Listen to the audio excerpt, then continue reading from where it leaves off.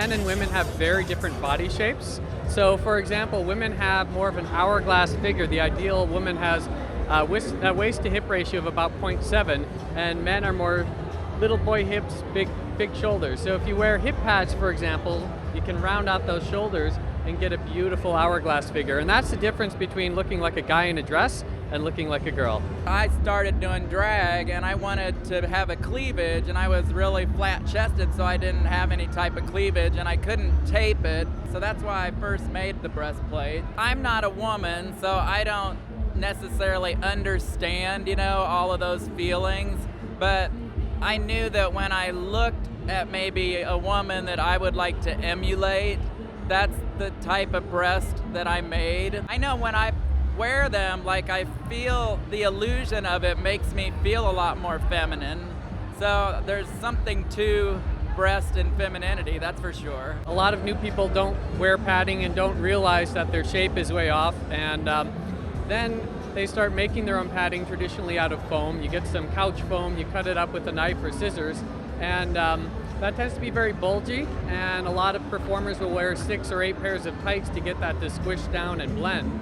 But nowadays we have much better products out there, computer design, made out of silicone, so there's less of a need to make your own. These hip pads have the same weight as a hip, so if you want to twerk or move your body, it moves like a natural hip.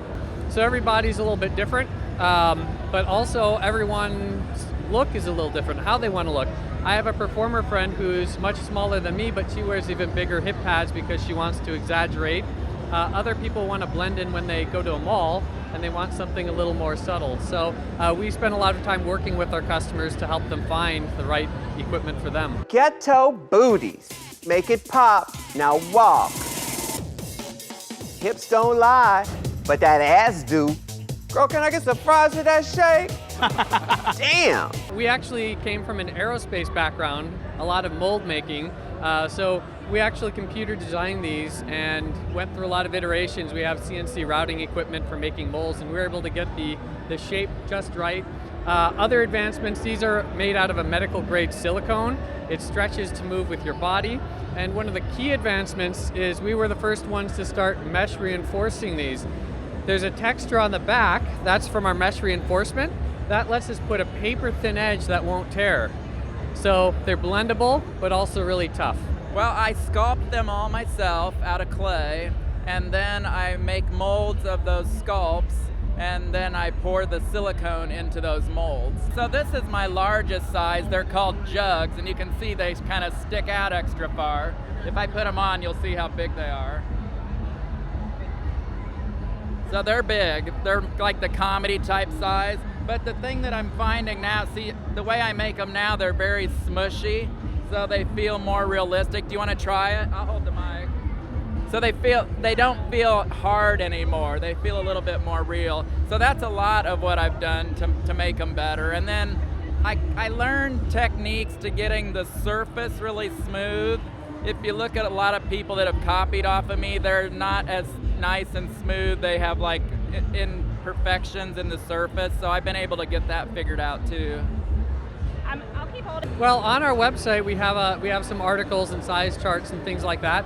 The best thing to base it off of is your waist to hip ratio. If you measure your waist circumference and your hip circumference, you'll get a number. Most men are about 0.95, and you want it to be about 0.7. That's a nice hourglass figure. So with the charts on our website, you can figure out exactly what size you need, and that's why we make different sizes, because everybody's a little bit different. A lot of new people, if they're not happy with their padding, they cover up, they wear a long floofy dress, and I say flaunt it if you've got it, and flaunt it if you can fake it.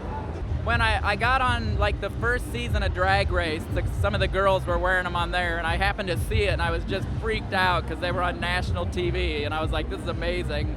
And then the next year, and following years after, Drag Race contacted me and asked me to sponsor things, and I would give them boobs for some of the prize packages. And so it really was Drag Race that like catapulted my business. Now I make boobs every day.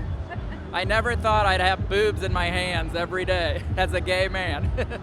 The silhouette and the textures are undeniably classic. Oh, Slay West, why don't you come up and groom me sometime?